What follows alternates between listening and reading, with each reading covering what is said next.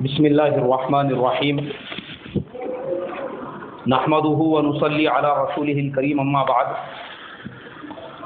میرے محترم بھائیوں، بزرگوں، دوستوں، اللہ کے فضل و کرم سے آج ہماری 7ویں تراویح مکمل ہوئی، جس میں ہم نے اللہ کے فضل و کرم سے آج جو ہے 8واں پارہ آدھا اور 9واں پارہ پون، ایسا ہم نے 1.25 پارہ آج سنا ہے۔ 8واں پارہ جہاں سے ہم نے شروعات کی، اس کے اگلے رکوع میں ہی اللہ تبارک و تعالیٰ فرماتے ہیں، یا بنی آدم خذوا زینتکم عند کل مسجد وکلوا واشربوا ولا تسرفوا انہ لا یحب المسرفین۔ اور اس کے بعد کی آیت میں فرماتے ہیں، قل من حرم زینت اللہ التی اخرج لعبادہ والطیبات من الرزق صدق اللہ العظیم۔ پہلی آیت میں اللہ تبارک و تعالیٰ نے تمام بنی آدم کو حکم دیا کہ اے انسانوں، جب بھی کبھی تم مسجد میں حاضری کے لیے جاؤ، نماز کے لیے مسجد میں حاضر ہونے کے لیے جاؤ، تو اپنے آپ کو سنوارا کرو۔ اپنے آپ کو کیا کیا کرو بھائی؟ سنوارا کرو، اپنے آپ کو اچھا بناؤ، اپنے آپ کو گندگیوں سے پاک کرو، اپنے لباس کو اچھا کرو، اپنے بدن پر خوشبو لگاؤ، میلا کچیلا لباس مت پہنو، بلکہ فرمایا خذوا زینتکم، زینت کو اختیار کرو۔ زینت کو کیا کریں گے؟ اختیار کرو۔ عند کل مسجد وکلوا واشربوا، کھاؤ اور پیو۔ اللہ نے کھانے پینے سے منع نہیں فرمایا ہے۔ ولا تسرفوا، لیکن فضول خرچی مت کرو۔ کیا مت کرو بھائی؟ فضول خرچی مت کرو۔ یا بنی آدم خذوا زینتکم عند کل مسجد وکلوا واشربوا ولا تسرفوا انہ لا یحب المسرفین۔ بے شک اللہ تبارک و تعالی فضول خرچی کرنے والوں کو پسند نہیں فرماتے ہیں۔ اس آیت کا مطلب کیا ہے؟ اس کا مطلب یہ ہے کہ جب بھی کبھی ہم نماز کے لیے مسجد میں جائے تو ہمارے بدن پر لباس اچھا ہونا چاہیے۔ سب سے پہلے تو بدن پاک ہونا چاہیے تمام غلاظتوں سے، تمام نجاستوں سے، چاہے وہ نجاست خفیفہ ہو، چاہے وہ نجاست غلیظہ ہو، کوئی بھی نجاست ہو، ہر نجاست سے ہمارا جسم کیسا ہونا چاہیے بھائی؟ پاک صاف ہونا چاہیے۔ ہم نے صاف ستھرے ہونا چاہیے اللہ کے دربار میں جب ہم حاضر ہو رہے ہیں تو، اور تمام گندگیوں سے، جیسے مثال کے طور پر نجاست خفیفہ بھی نہیں ہونا چاہیے اور نجاست غلیظہ بھی ہمارے جسم پر نہیں لگی ہونا چاہیے، بلکہ ہم پوری طرح سے پاک ہونا چاہیے۔ بدن کے جن حصوں کے بال کاٹنا ضروری ہے، وہ تمام حصوں کے بال نکالنا بھی ضروری ہے مسجد میں آنے سے پہلے، ورنہ آدمی مسجد میں آ کر بھی گنہگار ہوگا۔ مسجد میں آ کر بھی کیسا ہوگا بھائی؟ گنہگار ہوگا۔ جیسے بغل میں کے بال ہے، ہر جمعہ کو اس کے نکالنے کا اہتمام کرنا چاہیے۔ کتنے دن میں ایک مرتبہ؟ ہفتے میں ایک مرتبہ۔ اور اگر مدت بڑھ گئی تو کم سے کم 40 دن کے اندر تو نکالنا ہی چاہیے۔ 40 دن سے اوپر کی اس کی کوئی مقدار نہیں ہے، کیونکہ یہ اسلام، اللہ کے نبی صلی اللہ علیہ وسلم نے فرمایا تنظفوا فإن الاسلام نظیف، صاف ستھرے رہو، اس لیے کہ اسلام صاف ستھرے لوگوں کا مذہب ہے۔ کس کا مذہب ہے؟ صاف ستھرے لوگوں کا۔ یہ غیروں کا طریقہ ہے جن کے نزدیک 6 مہینے بھی بغل کے بال نہیں کاٹے تو کچھ نہیں ہوتا۔ ایک مذہب کے ماننے والوں کے نزدیک عقیدہ ہی ہے ان کا، وہ کہیں کے بال نہیں نکالتے، تو ان کے بغل میں کے بال اگر آستین سے باہر بھی نکل رہے ہیں تو ان کے لیے جائز ہے، مگر ہم مسلمان ہیں، ہمارے لیے جائز ہے کیا؟ نہیں ہے۔ ہمارے شریعت نے یہ کہا کہ صاف ستھرے رہو، اور بغل کے علاوہ زیر ناف کے جو بال ہے وہ بھی ہر ہفتے نکالنا چاہیے۔ کتنے دن میں نکالنا چاہیے؟ ہر ہفتے، ہر جمعہ کو اس کے بھی نکالنے کا اہتمام کرنا چاہیے۔ علماء فرماتے ہیں اگر کوئی آدمی 40 دن کے اندر وہ بال نہیں نکالے گا اور 40 دن سے اوپر ہو جائے گا تو پھر وہ آدمی گنہگار ہوگا۔ کیسا ہوگا بھائی؟ گنہگار ہوگا۔ اس نے کوئی گناہ کا کام نہیں کیا، لیکن اپنے بدن سے اپنی گندگی کو صاف نہیں کیا، تب بھی شریعت کے نزدیک وہ کیسا ہے؟ گنہگار ہے۔ اور زیر ناف کے جو بال نکالنے ہیں، پہلے زمانے میں کھورے کا استعمال کیا جاتا تھا، بلیڈ کا استعمال کرتے تھے، اس کا بھی استعمال کر سکتے ہیں۔ اس کے علاوہ آج کے زمانے میں جو لیٹسٹ چیزیں نکل گئی ہے، ہیئر ریموور وغیرہ مشینیں بھی آ گئی ہے، آپ اس کا بھی استعمال کر سکتے ہیں۔ ہمارے شریعت کے اندر سب جائز ہے، شرط صرف یہ ہے کہ اس جگہ کے بال کیسے ہونا چاہیے؟ پاک ہونا چاہیے، صاف ہونا چاہیے۔ ورنہ یاد رکھو، یہ چیزیں ہمارے نبی صلی اللہ علیہ وسلم 1500 سال پہلے ہم کو سکھا کر چلے گئے، اور آج کا سائنس یہ کہتا ہے کہ جو لوگ اپنے زیر ناف کے بالوں کو وقت پر نہیں نکالتے ہیں، ایسے لوگوں میں ایڈز کی بیماری پیدا ہونے کے چانسز زیادہ ہوتے ہیں۔ HIV ایڈز جسے کہتے ہیں، جو لوگ نہیں نکالتے۔ اسی لیے ہمارے نبی صلی اللہ علیہ وسلم نے صاف ستھرے رہنے کا ہم کو حکم دیا۔ اسی لیے ہماری ختنہ کی جاتی ہے. یہ ختنہ ہمارے نبی کی سنت ہے. کس کی سنت ہے بولو؟ ہمارے نبی کی سنت ہے. آپ کو سن کر حیرت ہوگی کہ آج غیر ایمان والوں میں 50% سے زیادہ لوگ ایسے ہیں جو بڑے ہونے کے بعد اپنی ختنہ ہاسپٹلوں میں جا کر خود کراتے ہیں. حالانکہ مسلمانوں کو اللہ کے نبی نے کتنے سال پہلے حکم دیا؟ 1500 سال پہلے، 1500 سال پہلے ہمارے شریعت نے ہم کو صاف ستھرا رہنے کے بارے میں سکھایا. لیکن آج غیر مسلموں کو بھی اس پر عمل کرنا پڑ رہا ہے. بچپن میں ان کے ماں باپ نے نہیں کیے تو کیا ہوا؟ وہ بڑے ہونے کے بعد دواخانوں میں جا کر رہے ہیں. اس کا ریزن اور وجہ یہ ہے کہ ایڈس کی بیماری جن لوگوں میں پیدا ہوتی ہے زیادہ تر ایسے ہی لوگوں میں پیدا ہوتی ہے جن کا ختنہ نہیں کیا ہوا ہوتا ہے. وہاں پہ جراثیم جمع ہو جاتے ہیں، وہ جگہ سڑ جاتی ہے، یہاں تک کہ اس جگہ پہ کینسر پیدا ہو جاتا ہے. اس کی وجہ سے ڈاکٹر بھی لوگوں کو جو ہے سجیسٹ کرتے ہیں کہ بھائی تم لوگ جو ہے ختنہ کرو گے تو بیماریوں سے محفوظ رہو. ہماری شریعت صاف ستھرے لوگوں کی شریعت. ہم کو اتنے سال پہلے ہمارے نبی سکھلا کر گئے. اور خود حضور کی زندگی دیکھو کیسی تھی. ہمارے نبی صلی اللہ علیہ وسلم بھی صاف ستھرے رہا کرتے تھے. کیسے رہتے تھے بھائی؟ صاف ستھرے. آپ کی جو زلفیں بھی تھی وہ زلفوں میں آپ روزانہ کنگھی کیا کرتے تھے اور تیل لگایا کرتے تھے. یہاں تک کہ اتنا تیل لگاتے تھے، امام ترمذی رحمۃ اللہ علیہ نے شمائل ترمذی میں لکھا ہے کہ ہمارے آقا صلی اللہ علیہ وسلم کے بالوں اور امامِ شریف کے درمیان میں ایک کپڑا ہوتا تھا جو تیل کی چکناہٹ کی وجہ سے پورا تیل والا ہو جایا کرتا تھا. اتنا تیل لگاتے تھے. آج ہمارے بھی بہت سارے نوجوانوں کو زلفیں رکھنے کا شوق ہے، مگر وہ جھپوٹیا چھوڑنے کے بعد میں سالوں تک اس کے اندر کنگا نہیں کرتے. پھر وہاں سے جوئیں نکل کے کانوں کے اوپر رینگنا شروع کر دیتے. ان کو دیکھ کر ایسا لگتا ہے کہ کسی درگاہ کا مجاور ہے کیا معلوم بیچارہ وہ. ان کو سر میں تیل لگانا پتا نہیں، سر میں کنگھی کرنا پتا نہیں، خالی زلفیں رکھنے کا شوق ہے. آج ایک کریز چلا ہے نوجوانوں میں، بولے زلفیں رکھنے کا. ارے زلفیں رکھنے کا اس کو نبی کے طریقے پہ رکھو، مجاوروں کے طریقے پہ مت رکھو. کس کے طریقے پہ رکھیں گے؟ نبی صلی اللہ علیہ وسلم کے. نبی صلی اللہ علیہ وسلم کا طریقہ یہ تھا، حضور صلی اللہ علیہ وسلم روزانہ کنگھی کرنے کا اہتمام فرمایا کرتے تھے. اور پھر کہا کہ مسجد میں آنے سے پہلے اپنے آپ کو سنوارو. اسی لیے کہا کہ بدن کا پاک ہونا ہمارے شریعت میں کیا ہے بھائی؟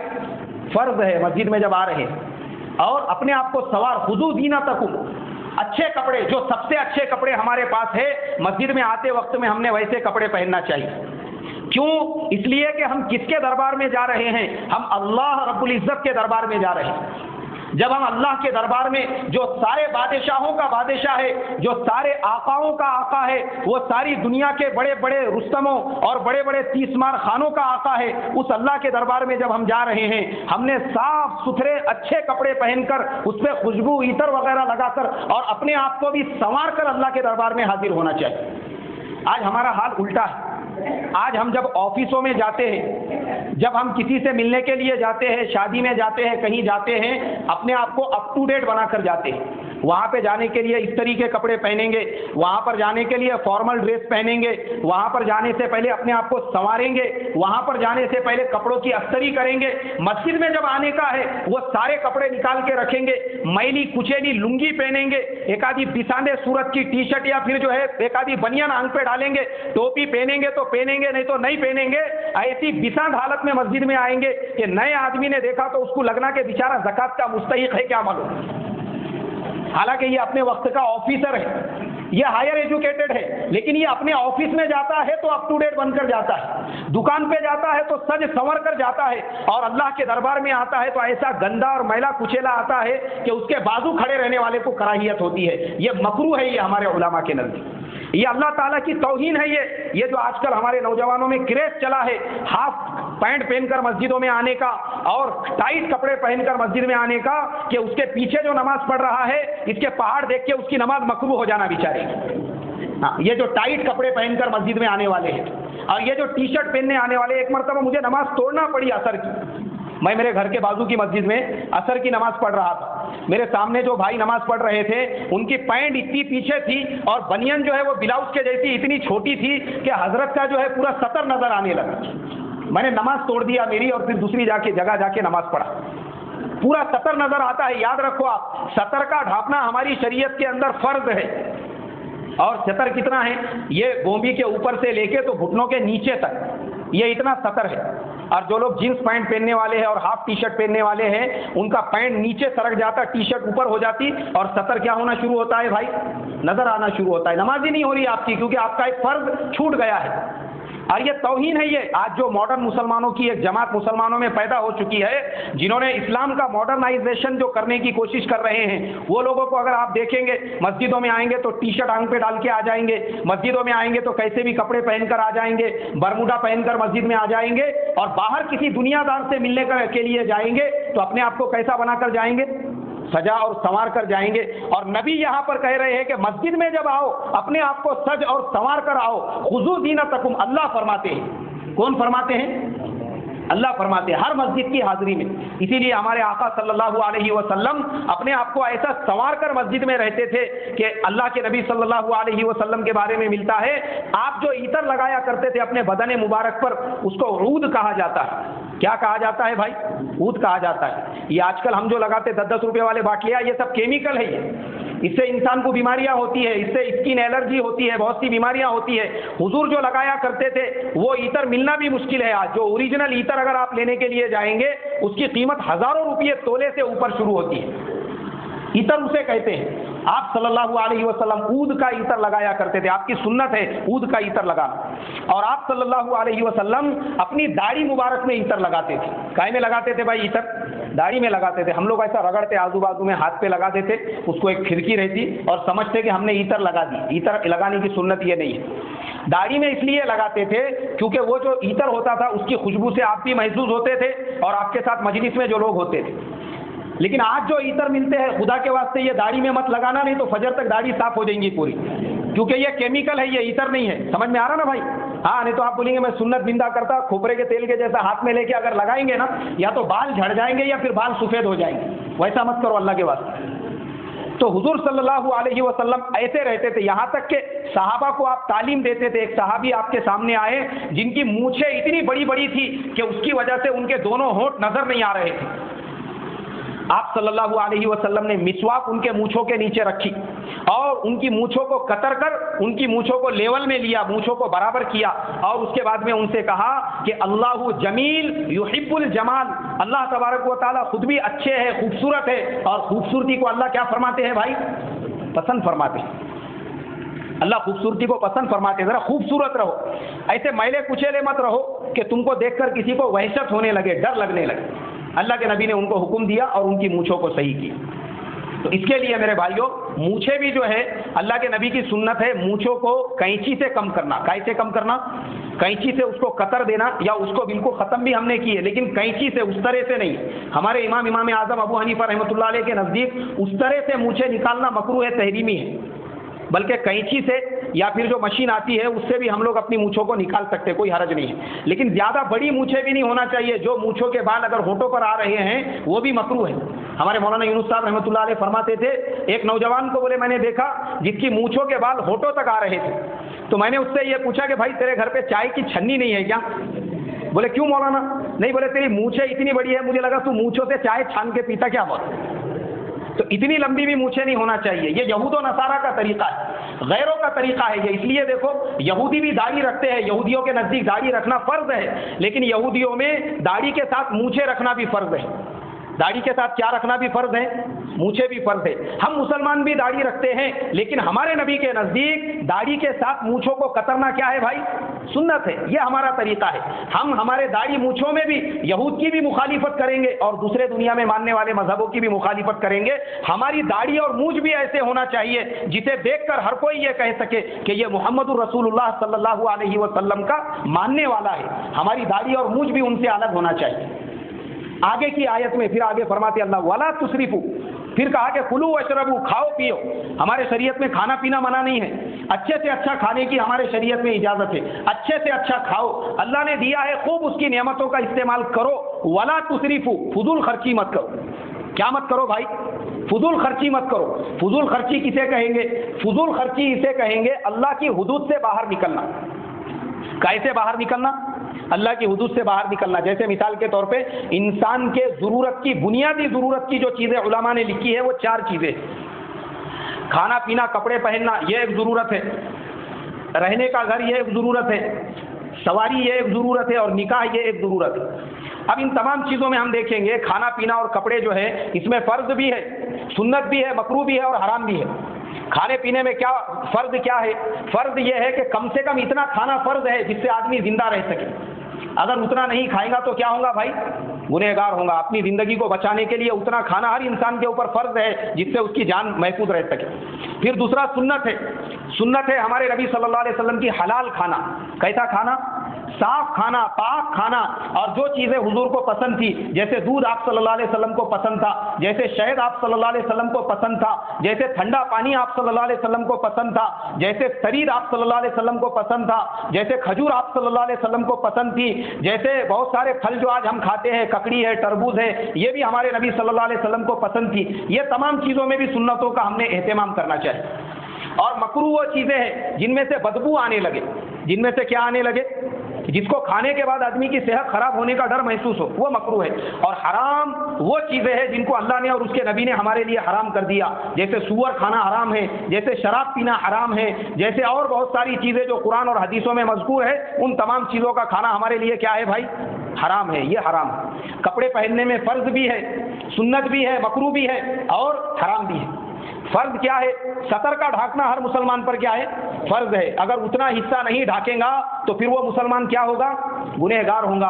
आज हमारे ज़माने में बहुत सारे मॉडर्न मुसलमान, बेचारे गोर गरीब हमारे तुम्हारे जैसे लोग नहीं, जो अपने आप को मॉडर्न समझने वाले हैं, जिनके पास जब 4 पैसे आ गए, उसकी गर्मी में यहाँ तक कि चड्डी पहन के सुबह के टाइम पे वॉकिंग करते रहे। हाँ, काय की गर्मी रहती है? पैसों की गर्मी रहती है। गरीबी रही तो ऐसी चड्डी पहन के वॉकिंग करेगा क्या? हाँ, नहीं करेगा। अपने आप को मॉडर्न समझने वाले, अपने आप को यूरोप अमेरिका के लेवल का समझने वाले, हालांकि वहाँ के लोग इंडिया के लोगों को आज भी क्या समझते हैं भाई? बेगर समझते हैं। हाँ, इंडियन बेगर बोलते हैं वो। हमारे इंडिया का एक बहुत बड़ा लेखक वो गया और जाने के बाद में उसको ब्रिटेन में जाने के बाद में ऐसा लगा कि यहाँ मेरी बहुत इज्जत होगी, यहाँ पे मेरी गुलपोशी होंगी और मुझे जो है बहुत इज्जत से ये किया जाएगा।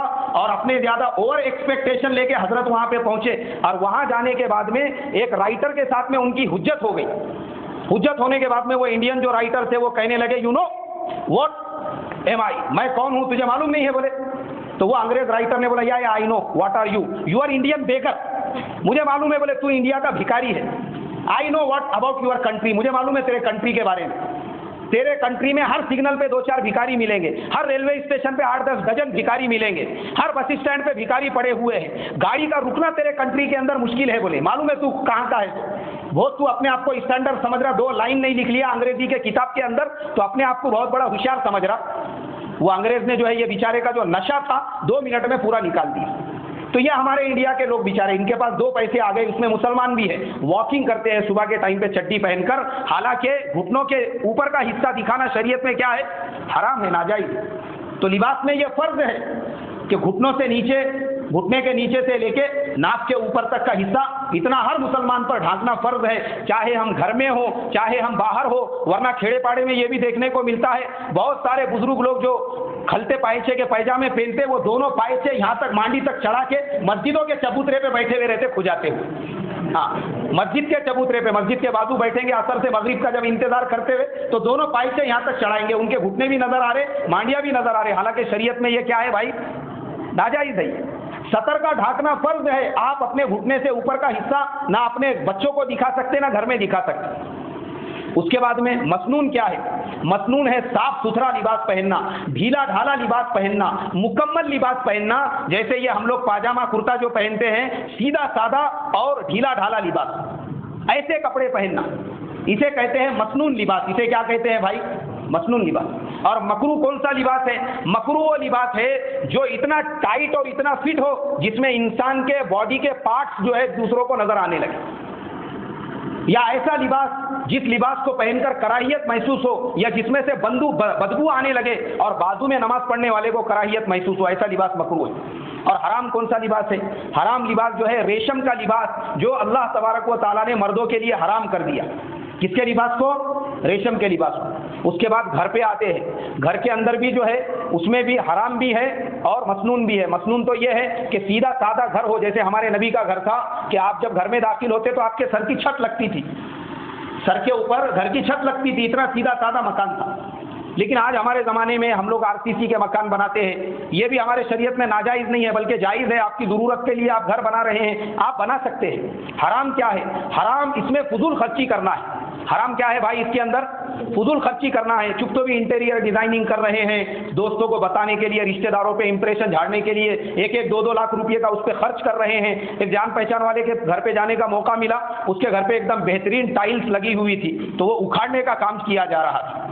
میں بولا یار یہ ٹائلز کیوں اکھاڑ رہے؟ بولے یہ اس کو نکال کے میں اٹالین ٹائلز لگا رہا ہوں. بولے میں بولا اس کی کیا ضرورت ہے؟ نہیں, بولے میرے جتنے بھی دوست ہیں فرینڈ سرکل میں سب کے گھروں پہ اٹالین ٹائلز لگ گئی. بولے میرے گھر پہ باقی تھی. میں بولا میں کیوں پیچھے رہوں, اس لیے میں بھی لگا رہا ہوں. یہ ہمارے شریعت میں حرام اور ناجائز ہے. اسی لیے اللہ نے کہا ولا تسرفوا, فضول خرچی مت کرو. فضول خرچی اللہ کو کیا ہے بھائی؟ پسند نہیں ہے. اور اس کے بعد میں آگے ہم آتے ہیں سواری کے اوپر. سواری جو ہے حضور کے زمانے میں گھوڑے, خچر, اونٹ یہ سواریاں ہوتی تھی. ہمارے حضور کے پاس سواری کی ہر قسم موجود تھی. آپ کے پاس میں گھوڑا بھی تھا, خچر بھی تھا, اونٹنیاں بھی تھی اور گدھا بھی تھا آپ کے پاس. وہ زمانے کی جو سواریاں ہوتی تھی.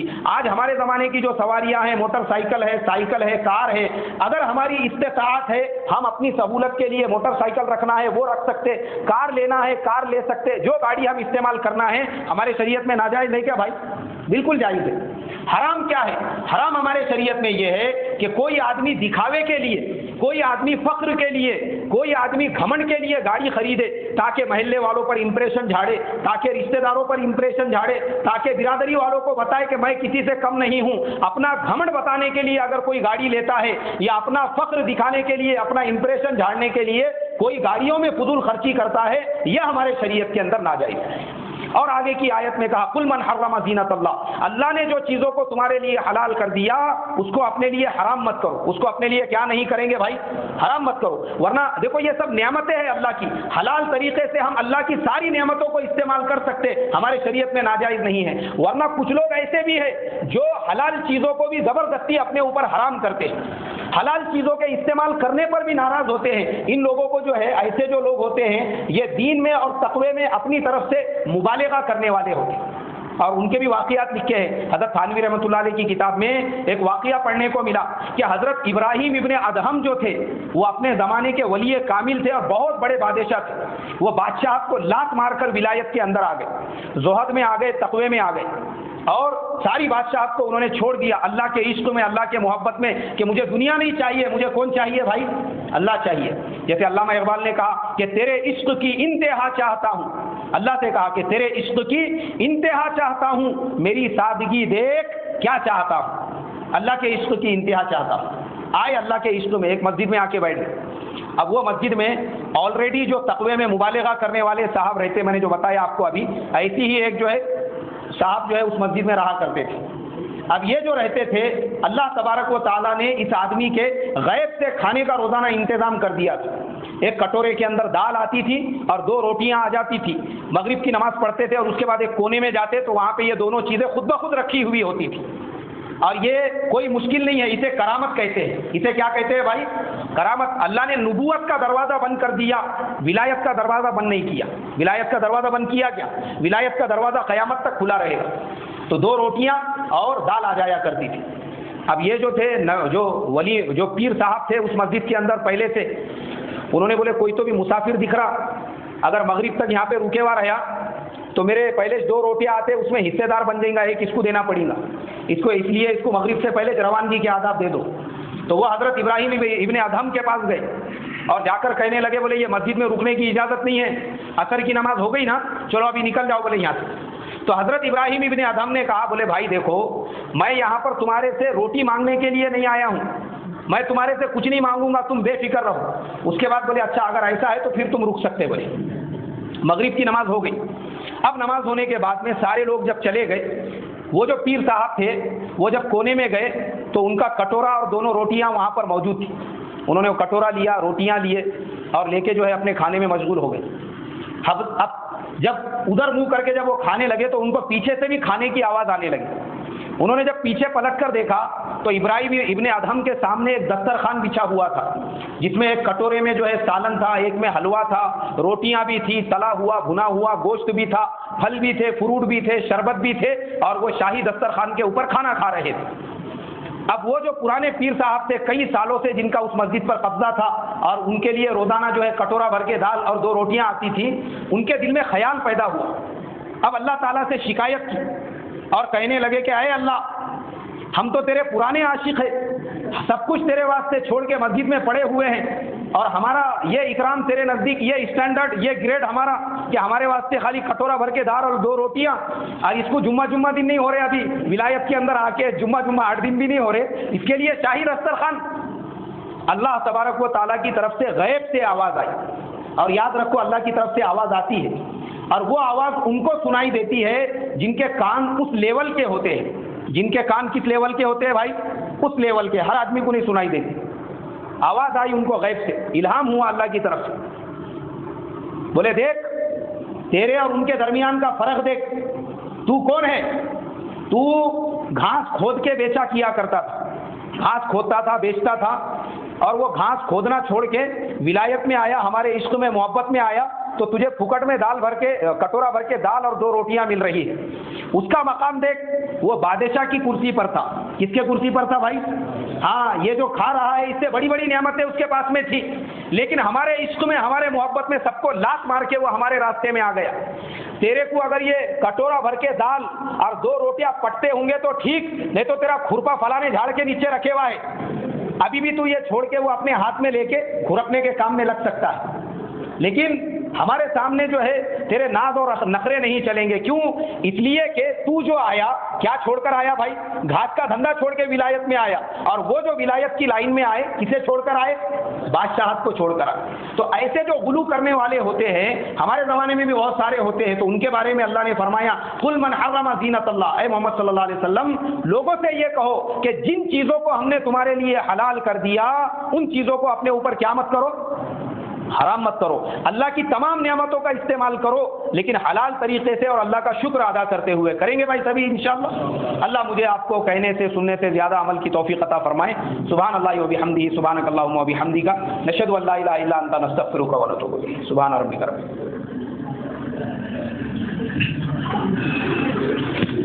العزة